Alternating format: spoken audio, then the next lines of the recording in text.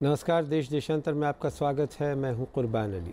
गंगा को साफ सुथरा बनाने के लिए राष्ट्रीय हरित पंचायत यानी एनजीटी ने गंगा में कचरा फेंकने पर सख्त फैसला सुनाते हुए हरिद्वार से उन्नाव के बीच नदी के तट से 100 मीटर के दायरे को गैर निर्माण जोन घोषित किया है और नदी तट से 500 मीटर के दायरे में कचरा डंप करने पर रोक लगाने के साथ साथ नदी को दूषित करने वाले किसी भी शख्स पर 50,000 रुपये का जुर्माना लगाने का निर्देश दिया है।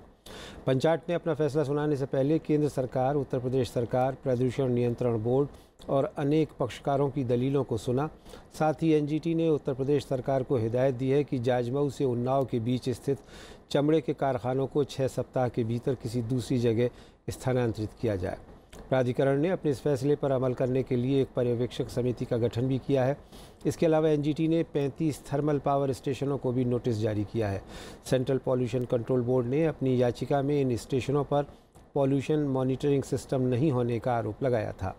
गंगा दुनिया की सबसे ज़्यादा प्रदूषित नदियों में से एक है, जिसमें रोज़ाना टनों सीवेज तथा औद्योगिक कचरा फेंका जाता है। बर्फ़ से ढकी हिमालय की चोटियों से बिल्कुल साफ़ सुथरी जल स्रोत के रूप में शुरू होने वाली गंगा अलग अलग शहरों से गुजरती हुई प्रदूषण और करोड़ों श्रद्धालुओं द्वारा ज़रूरत से ज़्यादा प्रयोग के चलते टॉक्सिक कीचड़ में तब्दील हो जाती है। हिमालय से बंगाल की खाड़ी तक करीब 2,500 किलोमीटर लंबी गंगा नदी में बड़े बड़े शहरों और कस्बों से रोज़ाना फेंके जाने वाले 480 करोड़ लीटर सीवेज में से 1/4 से भी कम का ट्रीटमेंट हो पाता है। कानपुर में बहती गंगा में खुले नालों से कचरा और सीवेज नदी में गिरता रहता है और नदी की सतह पर झाग बनते रहते हैं, जिससे गंगा का रंग गहरा स्लेटी हो जाता है। देश देशांतर में आज बात गंगा को साफ़ सुथरा बनाने के लिए एनजीटी के इसी बड़े फैसले की कि क्या इससे गंगा साफ़ हो पाएगी। इस चर्चा में मेरे साथ जुड़ रहे हैं पर्यावरणवेद और सुप्रीम कोर्ट के वरिष्ठ वकील MC मेहता, जेएनयू में पर्यावरण विभाग के पूर्व डीन रहे प्रोफेसर CK वार्ष्णेय, पर्यावरण के जानकार सोपान जोशी और वरिष्ठ पत्रकार चेतन चौहान। आप सभी का स्वागत है। मैं शुरुआत MC मेहता साहब आपसे करना चाहूँगा कि ये जो फैसला आया है एनजीटी का और जिसके लिए आप काफ़ी कोशां थे, कितना आप इसे बड़ा फैसला मानते हैं कि गंगा के प्रदूषण को कम करने में ये कितना अहम साबित होगा? ये जो फैसला आज आया है ये महत्वपूर्ण है। इससे पहले भी सुप्रीम कोर्ट ऑफ इंडिया ने 3 बड़ी जजमेंट्स दी थी। एक तो 87 में थी, 1987 में, और दूसरी 1988 में, और तीसरी जो 1996 में थी। और इस वहाँ पे तब भी जो है वो काफ़ी जो ऑब्जेक्शन हुई थी और ये सुप्रीम कोर्ट ऑफ इंडिया ने इस केस को जो है एनजीटी के पास भेजा कि आप आगे इसकी सुनवाई करें। और उसमें ये जो दूसरी जजमेंट जो है वो अब एनजीटी की है। पहली एनजीटी की जजमेंट 2 आई हैं इस, और 825 किलोमीटर के लगभग का एरिया जो है वो अभी तक कवर हुआ है, जो कि वहाँ से गोमुख से शुरू होता है और नीचे तक जो है वो जाता है जी। तो अभी जहाँ तक जो डायरेक्शंस हैं वो तो एनजीटी की बहुत अच्छी डायरेक्शंस हैं, और इसमें ऐसा लगता है कि अगर भारत सरकार उसमें पूरी तरह से रुचि ले और राज्य सरकारें उसमें शामिल हो जाएं तो उससे एक रास्ता जो है वो खुल सकता है। अब ये है कि पॉलिटिकल विल भी होनी चाहिए और उसके साथ जो है वो एग्जीक्यूटिव विल भी हो, और उसके साथ जो है वो जो इंडस्ट्री है उसका बहुत बड़ा रोल बनता है। और वो इंडस्ट्री को चाहिए कि अपने जो जितना भी जो प्रदूषण कर रहे हैं उसको रोकें। अभी तक तो जहाँ तक गंगा जी की हालत है बहुत भयानक है, क्योंकि ग्राउंड वाटर जो है वो भी ख़त्म हो चुका है, और बाकी की नदी की हालत का जो कुछ स्ट्रेचेस तो ऐसे हैं जिनमें पानी जो है वो ना पीने के लायक है, ना नहाने के लायक है, ना किसी भी आचमन के लायक है, किसी भी चीज़ के कार्य नहीं है। जी, मैं आता हूँ आपके पास में रहे मेहता साहब। आप प्रोफेसर CK वार्ष्णेय, आपकी नज़र में ये एनजीटी का फैसला मैली होती हुई गंगा को कितना साफ बना पाएगा? देखिए, ये जो फैसला है मैं समझता हूँ काफ़ी ऐतिहासिक है, और इससे जो राज्य सरकारें हैं जिनके स्टेट से गंगा गुजरती है और केंद्रीय जो सरकार है उन सब के ऊपर एक जिम्मेदारी आती है कि अब इसको अच्छी तरीके से वो एग्जीक्यूट करें। अच्छा, ये जो 500 मीटर के जो रेखा खींचेगी तो सबसे पहले तो इसका एक कहीं पे एक लाइन खींचनी चाहिए, या हर डिस्ट्रिक्ट को ये आदेश देना होगा और करना होगा कि वो उस लाइन को और उस सीमा को वो अपने डिस्ट्रिक्ट में बताए, ताकि लोग उसके अंदर कचरा फेंकने से बचें। दूसरी बात यह है कि ये जो फैसला आया है इसके बारे में काफ़ी हमको चर्चा करनी पड़ेगी और लोगों को समझाना पड़ेगा। और बहुत सारे फैसले आते हैं, फैसले आ जाते हैं, लेकिन उनका इम्प्लीमेंटेशन नहीं हो पाता। तो जब तक इसका इम्प्लीमेंटेशन नहीं हम कर पाएंगे, जो प्रदूषण रोकने वाले जो बोर्ड हैं उनके ऊपर एक जिम्मेदारी हमें देनी पड़ेगी, उनकी जवाबदेही भी उनको तय करनी पड़ेगी। और जब तक ये नहीं होगा तब तक ये फैसला और आदेश तो बहुत अच्छा है, लेकिन इसके इम्प्लीमेंटेशन के लिए हमें काफ़ी कुछ करना पड़ेगा, जैसा कि पॉलिटिकल विल के बारे में। आता हूँ प्रोफेसर वार्ष्णेय, सोपान जोशी साहब, ये 543 पन्नों का फैसला है और इसमें कई लोगों को चेतावनी भी दी गई है। केंद्र सरकार से भी कहा गया है कि 20,000 करोड़ रुपए आप इस पर खर्च कर चुके हैं, अब इसको थोड़ा रोकिए। और इसके अलावा जो थर्मल पावर्स हैं उनको भी रोकने की बात कही गई है। 480 करोड़ लीटर सीवेज रोज़ इसमें डाला जाता है। तो आपका इस पे काफ़ी काम रहा है कि किस तरह से ये गंगा जो प्रदूषित की जा रही है उसको रोकने में ये फैसला मददगार साबित होगा। पहले तो इस मामले में, इस अभियोग में जिन लोगों ने काम किया है उनको बधाई देनी चाहिए कि इतना बड़ा निर्णय आया है। लेकिन ये भी पूछना चाहिए कि क्या केवल कचरा रोकने से काम चल जाएगा? क्योंकि अगर आप कचरा रोक देंगे अभी तो नदी में बचेगा क्या? कचरे के अलावा हमारी नदियों में आजकल बहता क्या है? तो हम उनसे सारा निकाल लेते हैं और वो पानी हमारे विकास के लिए निकालते हैं। तो कोई ऐसी सरकार है अभी जो विकास से पीछे हटने को तैयार है, जो ये कहे कि नदी में पानी रहना नदी की अपनी एक ज़रूरत है जिसे हम मानते हैं और हम उसके लिए इतनी जगह छोड़ने के लिए तैयार हैं? मुझे नहीं लगता कोई सरकार, कोई किसी प्रशासन का कोई भी अंग आज ये कहने को तैयार होगा। चेतन चौहान साहब, आप लंबे समय से कवर करते रहे हैं ये इन फैसलों को भी, और ये जो जिस तरह से पॉल्यूशन का सिलसिला चल रहा है, इसमें दो चीज़ें कही गई हैं अदालत की तरफ, एनजीटी की तरफ से, कि साहब ये जो टेनरीज़ हैं कानपुर के आसपास, एक तो वो बदली जानी चाहिए। 6 हफ्ते का टाइम दिया है, पता नहीं इस अरसे में हो पाएगा कि नहीं। उसके अलावा थर्मल पावर को भी कहा गया है कि साहब वो अपने ऊपर इस पे कुछ अंकुश लगाएं। तो ये बात अभी जो हो रही है, जैसा मेहता साहब ने भी कहा, वार्ष्णेय जी ने भी कहा, कि अमल हो पाएगा कि नहीं, इस पर सवालिया निशान है। नहीं, जो जहाँ तक अब कानपुर की टेनरीज़ की बात है, उसमें कुछ दिन पहले, ऑर्डर आने से कुछ दिन पहले, हाँ, उत्तर प्रदेश सरकार ने एक ऑर्डर इशू किया है जिसमें उनको रिलोकेट करने के लिए कहा गया है 4 हफ्तों में और 6 हफ्तों में।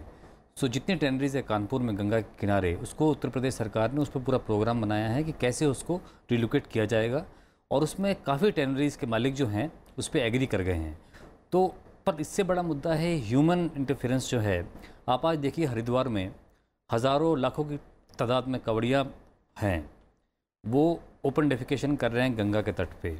हाँ, वो कूड़ा सब कुछ फेंक रहे हैं, पर हरिद्वार जो एडमिनिस्ट्रेशन है वो उन पर कोई कार्रवाई नहीं कर रहा। इसी तरह हरिद्वार में पूरे साल लाखों लोग जाते हैं, अभी कुंभ होने वाला है, तो उस पर किस तरह से इम्प्लीमेंटेशन होगा, ये बहुत बड़ा क्वेश्चन है। हरिद्वार से आप जब आगे जाएंगे यूपी की तरफ तो हज़ारों गांव हैं, वहाँ पे सैंड माइनिंग होती है। हाँ, पिछली सरकार, हरीश रावत सरकार में वहाँ पे सैंड माइनिंग की कोई रोक नहीं थी। ये सरकार बीजेपी की आई है, वहाँ पे भी अभी भी सैंड माइनिंग उसी तरह से लीगल सैंड माइनिंग चल रही है। यूपी में आप जाते हैं वहाँ पे और भी ज़्यादा बढ़ जाती है। तो ये सब इश्यूज़ हैं। एक इम्प्लीमेंटेशन के मुद्दे के अलावा गंगा को अगर बचाना है तो बहुत सारे इश्यूज़ हैं। इलीगल माइनिंग है, हाँ, वहाँ पे गंगा में पानी का प्रभाव, इतने हाइडल प्रोजेक्ट्स बनने की बात हो रही है, उसमें पानी जो है, फ्लो जो है, इकोलॉजिकल फ्लो जो है, वो पानी का कम हो रहा है। तो ये बहुत सारे मुद्दे हैं जिसको इम्प्लीमेंट करना पड़ेगा अगर आपको गंगा को बचाना है। पर जहाँ तक ये एनजीटी का ऑर्डर है, मुझे लगता नहीं है कि इसको इम्प्लीमेंट करना बहुत आसान होगा। आपको याद होगा कुछ साल पहले दिल्ली में एक ऑर्डर आया था कि यमुना में अगर आप कूड़ा करकट फेंकोगे तो आपको 5,000 रुपये फ़ाइन होगा। आप दिल्ली सरकार से पूछ लीजिए कि कितने लोगों पे फ़ाइन लगा है। तो क्या यमुना में तो आप कह रहे हैं कि ये 50,000 का जो जुर्माना है ये भी कारगर साबित नहीं होगा? मुझे लगता है कि इसमें एक चीज़ हो सकता है कि इसके वजह से करप्शन बढ़ जाए। अच्छा, हाँ, ठीक है। आपने कहा कि आपको 50,000 रुपये का फ़ाइन होगा, तो आप 5 से 10,000 में हाँ इसको ख़त्म कर लीजिए। तो इसका प्रोबेबिलिटी बहुत ज़्यादा है, पर इम्प्लीमेंटेशन करने के लिए आपको एक टीम ऑफ वॉलंटियर्स चाहिए। MC मेहता साहब, ये बताइए कि आप तो बहुत लंबे समय से सुप्रीम कोर्ट में पर्यावरण को लेकर के, चाहे वो ताजमहल का मामला हो, यमुना का मामला हो, दूसरी जगह पे लड़ाई लड़ रहे हैं। गंगा को साफ़ करने की भी योजना राजीव गांधी के ज़माने में बनी थी, 85-86, तब से चल रही है, लेकिन जिसको कहते हैं वो ऊँट के मुँह में ज़ीरा साबित हुई है। आपकी नज़र में क्या होना चाहिए, किस तरह की नीति बननी चाहिए ताकि ये गंगा साफ़ सुथरी हो सके? नहीं, पहली तो बात यह कि सारा कुछ जो है वो देखिए हमारे देश में कानून है, उसमें जब एनवायरमेंटल लॉज की बात करते हैं तो वाटर पोल्यूशन कंट्रोल एक्ट है वो 1974 में बना, उसके बाद एनवायरमेंट प्रोटेक्शन एक्ट है वो 86 में बना, और कितने कानून हैं सारे के सारे, लेकिन वो कानून सारे के सारे एक नेशनल रिवर को बचा नहीं पाए। और उसका कारण यही है क्योंकि पॉलिटिकल विल नहीं है, एग्जीक्यूटिव विल नहीं है। और जैसे वार्ष्णेय जी ठीक कह रहे हैं कि भाई ये सारी बातें जो हैं जब तक एक पॉलिटिकल विल या इस तरह की चीज़ें नहीं होंगी, और फिर उसके साथ साथ देखिए इतना पैसा बर्बाद कर दिया। अभी 7,000 करोड़ रुपया जो है वो जो सरकार ने बताई कि भाई हमें इतना अभी तक खर्च हो गया। मैं तो ये कह रहा था कि अगर 7,000 करोड़ रुपया खर्च करके अगर 100 किलोमीटर का स्ट्रेच भी साफ़ कर देते तो तब भी बहुत बड़ी बात थी, लेकिन वो ऐसा नहीं हुआ। तो ये चीज़ें जो है बहुत, पोल्यूशन कंट्रोल बोर्ड की जहाँ तक बात है वो तो बिल्कुल कुछ उनका कार्य जो है वो ठीक नहीं है, क्योंकि एक तो मैन पावर नहीं है और दूसरा जब पॉलिटिकल विल नहीं है तो वो तो काम करने से उनको रोका जाता है, या तो मत करो। और तीसरी बात यह है कि जो इको फ्लो की बात, जहाँ तक इकोलॉजिकल फ़्लो की बात है, ये बिल्कुल ठीक है कि जब तक नदी में इकोलॉजिकल फ़्लो नहीं होगा तब तक जो वो नदी जो है वो उसको बचा नहीं सकते। तो ये सारे कार्य जो हैं ये कैसे होंगे, क्योंकि जो पॉलिटिकल पार्टी आती है देश में, मैं तो किसी पॉलिटिकल पार्टी से नहीं हूँ, लेकिन मैं एक नागरिक होते के मैं ये कह रहा हूँ कि हमें जो है वो ये पॉलिटिक्स से ऊपर उठ के जो है वो कार्य करना होगा, और पॉलिटिक्स से उठ के ही तभी जो है वो नदी को जो को साफ़ किया जा सकता है। अच्छा, एक बात ये बताएं कि अपने इस फैसले में NGT ने ये कहा है कि 20,000 करोड़ रुपए आपने खर्च कर दिए, अब आप ज़्यादा इस पर खर्च ना करें, इसका क्या मतलब है, क्यों इस तरह की रोक लगाई गई? जी नहीं, उसमें ऐसा है कि 7,000 करोड़ का तो कहा कि जो खर्च हो चुके हैं, अभी 20,000 करोड़ रुपया जब वर्ल्ड बैंक ने इनको दिया, और वो वर्ल्ड बैंक में उसका क्या हो रहा है उसका भी जो हिसाब किताब बताएं कि भाई क्या कितना जो है वो। तो ये चीज़ें जो हैं ये बहुत गंभीर हैं, क्योंकि ये हमने कर्जा लिया हुआ है वर्ल्ड बैंक से। कोई वर्ल्ड बैंक हमें ऐसे नहीं दे रहा कि अभी हाँ मुफ्त में पैसा दे रहा देश को, वो हम लोग हैं सारे के सारे, हमें चुकाना पड़ेगा देश को। तो ये बहुत गंभीर बात है कि भाई अगर उस पैसे को भी आप ऐसे ही बर्बाद करते जा रहे हैं, तो ये सारी सक्सेसिव गवर्नमेंट जितनी भी थी उनका एटीट्यूड ऐसे ही था। अब पहले तो गंगा जी जो गैप 1 गैप 2 जो है वो ministry of environment and forest के पास था जी। अब वो विफल हुए, तो उसके बाद कह दिया कि अच्छा अब तो ये वाटर रिसोर्स मिनिस्ट्री करेगी। अब वो वाटर रिसोर्स मिनिस्ट्री के पास भी कोई उस तरह का नहीं है कि कोई करिश्मा तो है नहीं है, कोई ऐसा डंडा नहीं है कि वो कोई करेगी। अगर वो उनको करना है तो अभी तक जो है वो 217 से कितने अभी तक तो 3 साल तो हो चुके हैं जी। हमें कुछ ना कुछ तो रिजल्ट निकलता है, लेकिन अभी तक गंगा जी का 1 किलोमीटर भी कोई डिस्टेंस जो है वो कहीं से कानपुर से नीचे तक अगर साफ़ किया हो तो तब भी माना जाता है कि भाई हाँ इतना तो हो गया, या 5 किलोमीटर हो गया, या नीचे तक हो गया। तो ये हमें अपनी आवाज़ को उठाना पड़ेगा। ठीक, प्रोफेसर वार्ष्णेय, अभी कारण बताए मेहता साहब ने, आप भी कारण बता रहे थे, ये एक कंसेप्ट बात पे कि पॉलिटिकल विल नहीं है, एग्जीक्यूटिव विल नहीं है, लेकिन क्या हम इसी तरह से इस चीज़ को चलने देंगे? और क्यों ये जो नाले डाले जाते हैं गंगा में और दूसरी नदियों में, इसके अलावा शव डाल दिए जाते हैं अधजले, उसके अलावा और दुनिया भर का जितना भी कूड़ा करकट कचरा है वो सब नदी में ये समझ करके डाल दिया जाता है कि ये बह करके समंदर में पहुंच जाएगा।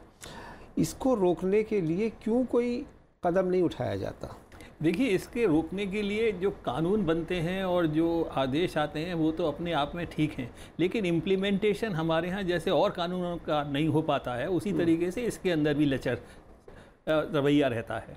और जैसा मेहता साहब भी बता रहे थे और ये सर्वविदित है कि जितने स्टेट पोल्यूशन कंट्रोल बोर्ड हैं वो एकदम उतने सक्षम नहीं हैं न तो उनके पास स्टाफ है और न टेक्निकली वो केपेबल हैं। मैं आपको एक छोटी सी बात बताता हूँ, अगर हमसे ये पूछा जाए कि 500 मीटर के अंदर नदी की धारा से कितना कूड़ा करीब आ जाता है, तो हमारे पास में आंकड़ा नहीं है। तो एक दूसरी बात यह है कि एक डाटा का बड़ा भारी कमी है। तो एक तो हमारे पास पूरी इन्फॉर्मेशन नहीं है, दूसरी बात यह है कि ये कहना तो बड़ा आसान है कि यहाँ पे डालिए मत, लेकिन हमें ये भी देखना पड़ेगा नहीं डालेंगे तो वो कहाँ डाला जाएगा। अगर आपने 500 पे नहीं डाला और 502 पे डाल दिया तब भी उसका कोई असर नहीं है। तो इन सब चीज़ों को देखते हुए हमें इसके साथ पूरा मुकम्मल एक स्कीम बनानी पड़ेगी कि यहाँ न डालें तो इस जगह डालना पड़ेगा। और दूसरी बात यह है कि हमें जनता के अंदर और जनता का सहयोग लेना पड़ेगा, जो कि ये पोल्यूशन कंट्रोल बोर्ड बिल्कुल ले नहीं पाते हैं और न इनका कोई कांटेक्ट रह पाता है। तो जब तक इसके अंदर काफ़ी सारे लोग जुड़ेंगे नहीं और पूरा एडमिनिस्ट्रेशन चुस्त नहीं होगा और कमिटेड नहीं होगा, मैं समझता हूँ कि ये अपने आप में एक अच्छा आदेश ही रहेगा, लेकिन इसका पूरा असर मिलना जभी संभव है जबकि इसको पूरी तरीके से इम्प्लीमेंट किया जाए और इसके बारे में अच्छी तरीके से विचार करके। ठीक। सोपान जोशी साहब, अभी जैसा प्रोफेसर वार्ष्णेय कह रहे हैं कि आम जनता की भागीदारी होनी चाहिए, वो कहीं दिखाई नहीं देती। तो आखिर हम आने वाली नस्लों के लिए किस तरह की दुनिया छोड़ करके जा रहे हैं कि इतनी ज़्यादा पॉल्यूटेड, इतनी ज़्यादा बीमारियों से ग्रस्त, और जिसको रोकने के लिए शायद हम लोग बेहिस हो गए। मुझे लगता है कहीं ना कहीं इसमें एक हम लोग इन समस्याओं को देखते कैसे हैं उसमें खोट है। हम कभी कभी कानून से उन मुश्किलों को सुलझाने की कोशिश करते हैं जो कानून से बनी नहीं है। तो हर चीज़ जो कानून से न बनी हो उसे आप कानून से ठीक कर नहीं सकते। कुछ चीज़ें होती हैं जो समाज से बनती हैं, कुछ चीज़ें होती हैं जो पर्यावरण से बनती हैं, और उनको ठीक करने के रास्ते समाज या पर्यावरण से ही आते हैं। गांधी जी वकील थे, गांधी जी चाहते तो कोर्ट केस लड़के देश को आज़ाद करवा लेते, लेकिन आज़ादी की लड़ाई लोगों तक जानी पड़ी। जब लोगों में ये इच्छा आई कि हमें आज़ाद होना है तो लोग आज़ाद हुए। और हम लोग क्या दुनिया छोड़ के जाएंगे इसकी बात करें तो हम लोग पृथ्वी पे सबसे ज़्यादा प्रदूषण करने वाले जीव अभी भले ही से रहे हों, हमसे ज़्यादा सफल जीव कई रहे हैं पृथ्वी पर, और वो भी अपने प्रदूषण से ख़त्म हुए हैं। तो इसमें पृथ्वी को कोई नुकसान नहीं होना, ईमानदारी से कहें तो गंगा को भी कोई नुकसान नहीं होना। गंगा शायद यहीं बहती रहेगी, हम लोग ख़त्म हो जाएंगे। तो हमें गंगा को बचाने की ज़रूरत तो एकदम नहीं है। गंगा ने किसी को आकर ये नहीं कहा, मुझे आज तक कोई गंगा से संदेश नहीं मिला कि मुझे बचा लो। बात ये है कि हम अपने आप को बचाना चाहते हैं या नहीं, क्योंकि हमारा जीवन इन नदियों से बना है। और अगर हम इन नदियों को केवल अपने जल आवंटन और नाली की तरह देखेंगे, जल आवंटन के स्रोत और नाली की तरह देखेंगे, तो इन नदियों को हमें उखाड़ के फेंकने में बहुत ज़्यादा समय लगेगा नहीं। ठीक। चेतन चौहान साहब, जहाँ तक अभी आपने कानपुर की टेनरीज का जिक्र किया, जो प्राइवेट कारखाने वाले लोग हैं उनको आप आदेश दे देते हैं, वो उन्हें आप दूसरी जगह स्थानांतरित कर सकते हैं, लेकिन जो सरकारी एजेंसियां हैं जो प्रदूषण फैला रही हैं, उनके ऊपर क्या ये एनजीटी या सुप्रीम कोर्ट या सरकार कोई कार्रवाई करेगी कि भाई उनको रोका जाए? नहीं, जहाँ तक कानून का सवाल है, कानून सबके लिए बराबर है। एनवायरनमेंट प्रोटेक्शन एक्ट में चाहे प्राइवेट कंपनी हो या सरकारी हो, दोनों के खिलाफ बराबर एक्शन किया जा सकता है। सीपीसीबी के पास पावर्स हैं अंडर सेक्शन 5, वो किसी भी इंडस्ट्री को बंद करा सकती है। पर ये देखने वाली बात है कि सीपीसीबी इतने सालों में, जब तक सुप्रीम कोर्ट ने उनको कहा, एनजीटी ने उनको कहा, उन्होंने एक्शन क्यों नहीं लिया? कुछ इंडस्ट्रीज़ गंगा के किनारे, अब 1600 इंडस्ट्रीज़ के आसपास पे नोटिस सीपीसीबी ने इशू किया, कुछ टाइम वो बंद भी रहीं और उनको इमिशन कंट्रोल मेजर्स लगाने को कहे, तो काफ़ी इंडस्ट्रीज़ ने लगाए, पर उसका इम्प्लीमेंटेशन कितना हुआ नहीं हुआ, कि मान लीजिए इमिशन कंट्रोल है या सीवेज जो है फ्लुएंट है, वहाँ से साफ़ निकल रहा है नहीं निकल रहा है, उस पर सीपीसीबी ने कोई रिपोर्ट पब्लिक डोमेन में नहीं डाला है कि उससे साफ़ कचरा निकल रहा है, सीवेज निकल रहा है, कैसे निकल रहा है। दूसरा, उसके अलावा बहुत सारे शहर हरिद्वार और उन्नाव के बीच हैं, जिसमें एनजीटी की रिपोर्ट कहती है कि 86 नाले ऐसे हैं जो बहुत ही गंदा पानी डाल रहे हैं गंगा में, और एक मेजर कारण है जो गंगा को प्रदूषित करता है। उसमें वाटर रिसोर्सेज मिनिस्ट्री का प्लान था कि उसमें इफ्लुएंट ट्रीटमेंट प्लांट लगाए जाएंगे, पर 3 साल हो गए हैं, उसमें भी प्लांट नहीं लगे हैं। तो ये भी एक सवाल है कि सरकार ने इतने बड़े वादे किए कि हम गंगा साफ़ कर देंगे, 2019 तक गंगा साफ़ हो जाएगी। जैसे मेहता साहब ने कहा कि हमको 3 साल में कुछ नज़र नहीं आया है। गंगा का अगर आप CPCB का डेटा देखोगे, गंगा का पोल्यूशन लेवल जो है कम नहीं हुआ है, वो बढ़ा है। हरिद्वार से आगे जब ऋषिकेश से हरिद्वार आते हैं तो उसका पोल्यूशन लेवल बढ़ता है। पिछले 5 सालों में अगर आप देखोगे, या तो वो उतना ही रहा है या बढ़ा है। तो इसका मतलब यही दिखाते हैं आंकड़े कि सरकार ने जो कुछ भी किया है उसका असर गंगा पे नहीं पड़ रहा है। तो हमें सोचना पड़ेगा कि क्यों नहीं पड़ रहा है। मेरा एक इसमें सजेशन है कि सरकार को एक डेडिकेटेड टास्क फोर्स बनानी चाहिए, जिसमें अकाउंटेबिलिटी हो, जिसमें गंगा साफ करे, उनको 3 साल का पीरियड दे, 5 साल का दें, 100 किलोमीटर दे, 200 किलोमीटर दें। अकाउंटेबिलिटी हो, सुप्रीम कोर्ट के अंडर हो या NGT के अंडर, अकाउंटेबल सिस्टम होना चाहिए, क्योंकि एग्जीक्यूटिव और पॉलिटिकल उनका कोई अकाउंटेबिलिटी नहीं है कि गंगा साफ होती है नहीं होती है, 10,000 करोड़ 20,000 करोड़ वेस्ट होता है कि नहीं होता है। जी मेहता साहब, ये जो NGT का फैसला आया है गंगा के बारे में, इसमें 2-3 महत्वपूर्ण बातें कही गई हैं। एक तो ये ऑब्जर्वर की टीम बनाई गई है और उनसे कहा गया है कि एक नियमित अंतराल में इसके बारे में रिपोर्ट दें। एक तो इसके क्या मायने हैं। दूसरा ये कि इसको 3 हिस्सों में बांटा है NGT ने सफाई के काम को। एक तो गौमुख से लेके हरिद्वार, दूसरा हरिद्वार से लेके उन्नाव, और फिर उन्नाव से लेकर के झारखंड और फिर बंगाल की खाड़ी तक। तो ये कैसे होगा? जी, अभी पहले तो बात यह कि ये जो पहले 2 फेज़ हुए हैं अभी तक जी, ये उन्नाव तक हुआ है जी, और उसके बाद अब तीसरा चरण जो है वो होगा उत्तर प्रदेश बॉर्डर तक, और उसमें मध्य प्रदेश का भी कुछ हिस्सा है जो सिंगरौली वगैरह एरिया उसमें कवर होता है, और वो वहाँ से वो सरकारें जो है बताएंगी, और उसके बाद फिर बिहार और वेस्ट बंगाल आ जाएगा। तो ये समय तो लगेगा, लेकिन सबसे बड़ी बात यह है कि इस सारी बात को करने के लिए अभी जो मेरे मित्र जो कह रहे थे कि भाई वहाँ कैसे होगा, क्या क्यों ये जो ऑब्जर्वर्स जो 4 या 5 या 2 या 3 जो भी बने हैं, वो क्या उनके पास समय होगा? पहली तो बात ये है, क्या वो होल टाइमर रहेंगे या नहीं? और अगर वो होल टाइमर नहीं है तो एक तो प्रोफेसर हैं, वो वहाँ पे अपने पढ़ाते रहेंगे, दूसरे जो है वो, तो ये इसमें ज़रूर जो है वो चिंता की बात है कि क्या उनको कोई देखने का लिए है कि भाई यहाँ ये जो एनफोर्समेंट होगी वो किस तरह से होगी, कैसे होगी। इसके लिए तो जो इन्होंने टास्क फोर्स का मेरे मित्रों ने कहा है, ये हो सकता है कि एक इंडिपेंडेंट टास्क फोर्स जो है बने, और वो टास्क फोर्स जो है उसका काम ही, जैसे रिवर पुलिस थी, अब रिवर पुलिस हो तो भाई अगर कोई कचरा डाल रहा है तो उसी समय फाइन करें, और उनको वो जो रिवर पुलिस है जिसको वहाँ से ऊपर से लेके गंगोत्री से लेके अगर वेस्ट बंगाल तक हम लेते हैं तो क्या फ़र्क पड़ेगा। आप देखिए कि 200 मीटर के बीच में या 500 मीटर तक जो है अगर वो चौकियाँ जो वो लगें और एक फ्लाइंग स्क्वाड जैसे होते हैं, वो हो सकता है, ऐसी तो नहीं है। लेकिन ये अगर हम कहेंगे कि ये पोल्यूशन कंट्रोल बोर्ड करेंगे, वो तो हमें भूल जाएं, क्योंकि वो उनके पास कोई उस तरह की कोई भी नहीं है कि वो कुछ करेंगे, और ना ही CPCB के पास इतना भारी एनफोर्समेंट की पावर है कि वो एनफोर्समेंट जाके करवाएगी।